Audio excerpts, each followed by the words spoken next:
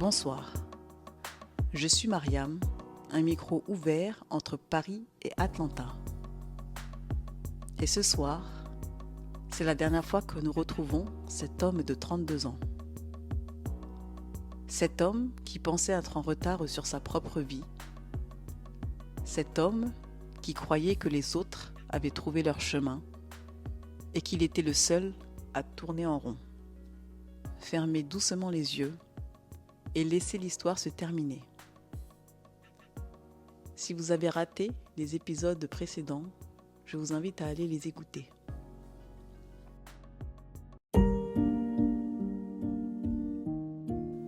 Le lendemain matin, je me suis réveillée avant même que le réveil ne sonne. J'avais mal dormi, pas à cause de l'angoisse, à cause de l'excitation. Pour la première fois depuis longtemps, quelque chose avait changé. Je ne savais toujours pas exactement où j'allais, mais au moins, j'avais décidé d'avancer. J'avais attrapé mon téléphone. Je me suis assis au bord du lit et j'ai ouvert cette application. Cette application que j'évitais depuis des mois. Mon cœur battait vite parce qu'aujourd'hui, j'allais enfin faire ce que je repoussais depuis des années. Puis, une notification est apparue. Un message d'une personne que je n'avais pas vue depuis longtemps. Très longtemps. Le message disait simplement « Je pensais à toi aujourd'hui. J'espère que tu vas bien. » C'était tout. Une phrase banale. Et pourtant, elle m'a fait sourire. Parce qu'au même moment, je réalisais quelque chose. Pendant des années, j'avais attendu un déclic, le bon moment, la bonne opportunité, la bonne rencontre, la bonne décision. Comme si la vie allait un jour m'envoyer un panneau lumineux indiquant « c'est par ici ». Mais ce panneau n'est jamais arrivé. Et je crois qu'il n'arrive pour personne. La vérité, c'est que la plupart des gens avancent sans savoir exactement où ils vont. Même ceux qui ont l'air sûrs d'eux. Même ceux qui semblent avoir tout compris. Même ceux que j'enviais.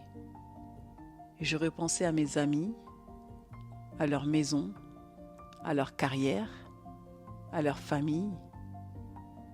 Pendant longtemps, je croyais qu'ils avaient trouvé leur route. Puis j'ai commencé à discuter vraiment avec eux. Et j'ai découvert leurs doutes, leurs peurs, leur insomnie, leurs questions. J'ai compris que nous étions tous plus ou moins perdus. La seule différence, c'est que certains continuent de marcher malgré ça. Et soudain, cette phrase m'est revenue.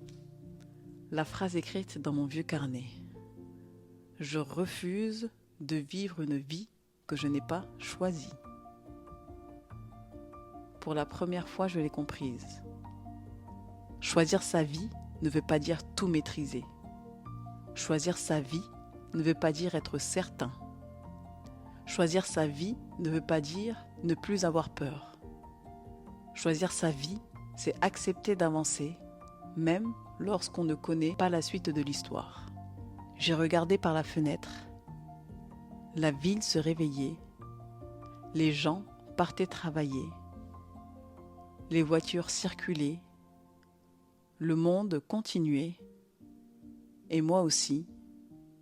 J'avais toujours 32 ans. Je n'étais pas devenue riche pendant la nuit. Je n'avais pas trouvé l'amour. Je n'avais pas découvert ma mission de vie. Je n'avais pas toutes les réponses. Mais quelque chose avait changé.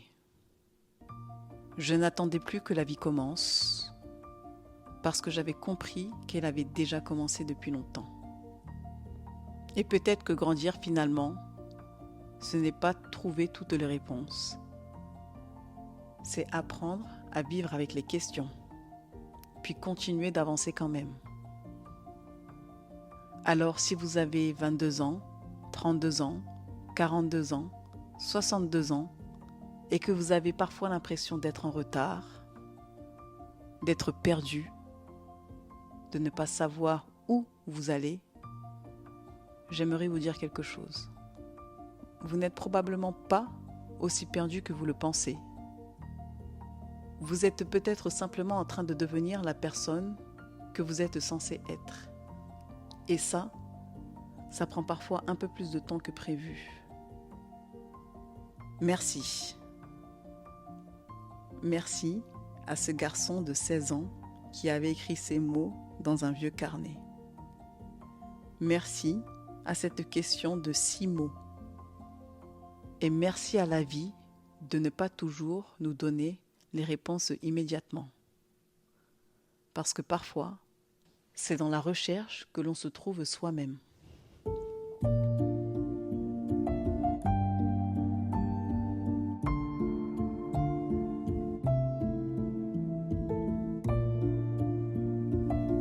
Merci d'avoir écouté cette voix jusqu'au bout.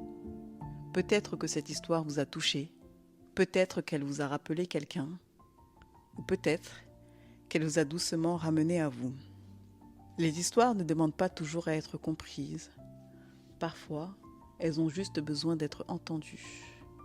Et parfois aussi, elles ont besoin d'être déposées quelque part. Si cette histoire a trouvé un écho en vous, sachez que cet espace est aussi le vôtre. Vous pouvez m'écrire à l'adresse en description voixdinconnu@gmail.com. Je lis chaque message. Je m'appelle Mariam et tant qu'il y aura des voix à écouter, Voix d'inconnu continuera d'exister. Je vous retrouve la semaine prochaine dans Les choses qu'on ne dit pas. Le podcast est disponible sur YouTube et Spotify. À bientôt.